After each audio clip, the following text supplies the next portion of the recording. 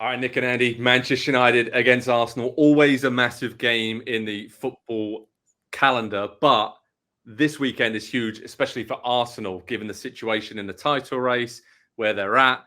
And for Man United, I don't know where to start with them right now, Nick Mendola, because they're in free fall. Do they want to help Man City in the title race here by letting Arsenal win? They're not going to do that, but I'm just thinking this is a weird situation for Man United right now. But for Arsenal, they just got to take care of their business, right? And I hope City slip up down the stretch. But it's been really impressive for Arsenal to keep themselves in the title race into the penultimate week of the season. Yeah, it is very, very interesting because it's almost lined up where if you wanted to keep Erik ten Hag around, you need some positive moments, and they're going to finish at home in front of that Old Trafford crowd with Arsenal and Newcastle, two teams that might just potentially and run a team out of Old Trafford 2 weeks in a row. So it could get a little wild here. And I saw a team last week that was Manchester United without Bruno Fernandes. And I'll tell you what, I did not like it. If you weren't sure whether he was their most valuable player, you are now sure that he is their most valuable player. So, how long can we continue to say, well, it's at Old Trafford and not smirk? Yeah. The aura is gone. I mean, when we say Manchester United, Arsenal, in my mind, Andy, it's like all the way back to, Pizzagate and, Vieira and Roy Keane, Wenger, Fergie. Obviously, Arsenal winning the title at Old Trafford in, 2002. So there's all these great memories, but it's going to be very one-sided this weekend, right? I mean, United defensively, lots of injuries. We know that, but just no fight, no organization. Obviously, Nick mentioned there 4-0 defeat away at Crystal Palace. It's just damning, isn't it, for Erik ten Hag, pretty much on a weekly basis right now. And in terms of his future as Manchester United manager, which doesn't seem like it's going to last anywhere into the summer. Yeah, 1 win in 7 in the Premier League down the stretch here. And put it in the context of we are talking about a manager who is fighting for his job. 1 win in 7 down the stretch at a club like Manchester United with all the money. We've been over all of these things 100 times so far. We've been over the fact that Bruno Fernandes is papering over every crack that exists at the club. You take him out, and Nick is right. That was one of the worst performances we've seen in the Premier. It wasn't even a performance. It wasn't even an effort to put in a performance from a lot of the Manchester United players. The players are clearly very done with the season. Probably pretty done with the manager, ready to move on in the summer. I just keep coming back to the fact that they have an FA Cup final. They get to play Manchester City. If that was not the case, we're all in agreement Ten Hag would be gone already by now, and he's only being kept in the seat because there is that final at the end of the season, and seemingly to change the manager now would hurt their chances to win it.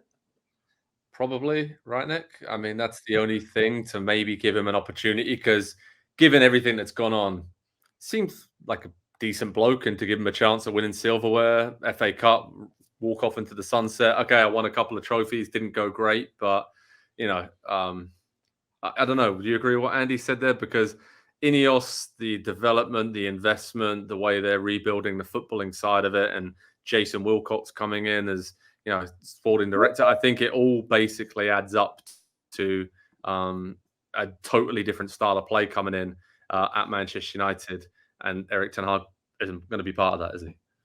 Yeah, but let's be clear, this is not how he wants to play. In a perfect world, if he's built a club, he's not trying to defend.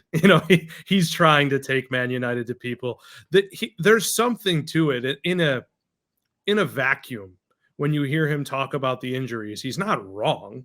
Nobody wants to roll out a back four with three fullbacks and Casemiro. I mean, Johnny Evans, who was a year ago at this time, not even. I mean, he started just training with the club to stay fit in July or August, and is now getting meaningful minutes. So there is a question here, and that is who is out there. And can you get them, right? So can you get Amorim? Could you convince De Zerbi if that's your guy? Could you, I used to always mention Thomas Frank here. But if you can't, let's be honest, I'd rather see some guys move out And it might be easier to get the guys who are already bought into this, because I don't think Ten Hag is a bad coach. If he were to have gone to Bayern Munich or another club after this, not unlike, oddly enough, ironically, coincidentally, Sancho, freed from Man United, looks great. I bet Ten Hag freed from Man United will look a little bit better too. So I don't just want to write it that way, because if I'm Ineos, I know my first hiring has to be fantastic. And I might want to wait and see who's out there in November if it doesn't go well. But got to get back to Europe, and they might not make it back to Europe this year.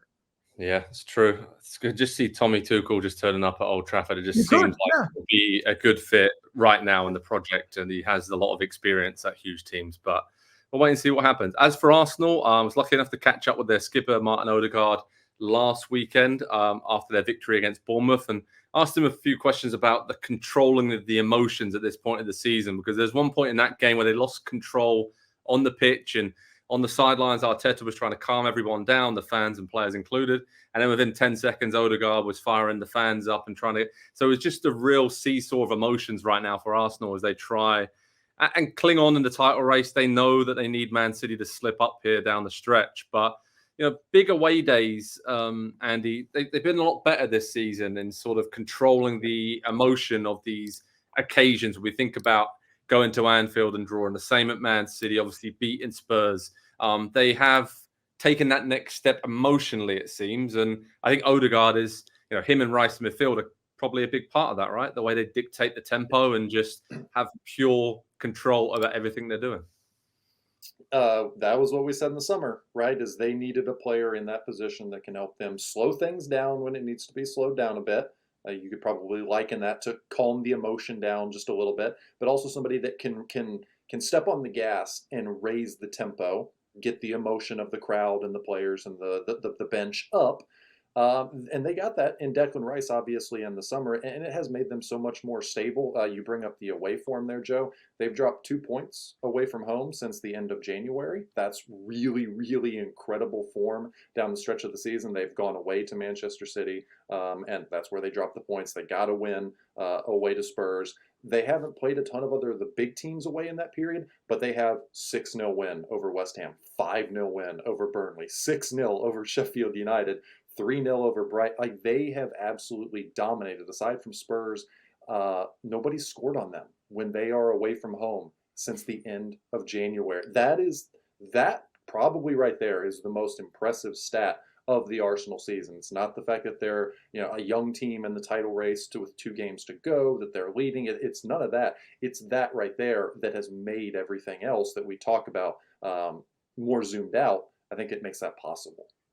Yeah, Nick, I mean, what's possible this weekend for Arsenal and Manchester United? Obviously, they're playing after Man City. Man City still have a game in hand, so there could be extra pressure on there considering what Man City do this weekend. But it seems like to me that this Arsenal team isn't that bothered about what City's doing. They are just fully locked in, and we know what we need to do. We have a way of playing, a style of playing. We're going to create chances, and 9 times out of 10, we're going to win games playing this way. So everything points towards a pretty easy win for Arsenal. But then again, this Man United team is weird, right? Especially at Old Trafford. They'll put in an incredible counter-attacking display sometimes. We've seen it against Liverpool recently where anything's possible in this game. But I'm going for a 2-0 win to Arsenal. That's my prediction.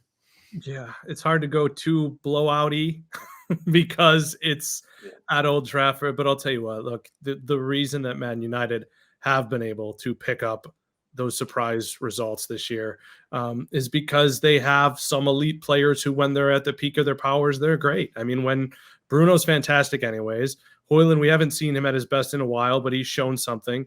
Casemiro and Varane are probably past it, but they haven't been bad the whole year. And we've just seen those games where they show up. Casemiro is just a clutch guy who just kind of digs within himself. But if he's playing center back in a midfield that is missing him and missing Bruno, it's hard to say anything else. If this were at the Emirates, I would be telling you this could be one of those ugly, ugly, crooked scores that we've seen between these two teams in history. So to be different than you, I'll say 4-1 Arsenal. Andy? Yeah, it's if Arsenal get an early goal, and that's kind of they start games incredibly quickly. And if they get one early, it obviously gets out of hand and gets ugly. United's best chance, obviously, sit back deep and defend and try to counter. And that just, we've seen Arsenal face that enough times in the league this season. It doesn't bother them. And I don't think United have really the quality of defenders to bridge that gap, to be able to hold them at bay. So they'll get one early, they'll get another, they'll get another, they'll get another. They might get another. I'll say 5-1. It just, wow. United have been going, and we've said this a million times, United have been going backwards for years, for a decade now. And Arsenal are on the rise now with a chance to do something really special. I don't think that they are going to let it slip at this point of the season, but we have to remember it's not in their hands. Yeah, it's true. Huge weekend for Arsenal in the title race. Manchester United against Arsenal. How to watch information, preview, team news, analysis, video highlights. We'll have it all before, during, and after the game at Old Trafford this weekend. A massive one, always a big one when these two Premier League heavyweights collide. But Man United Arsenal should provide a lot of drama once again this weekend.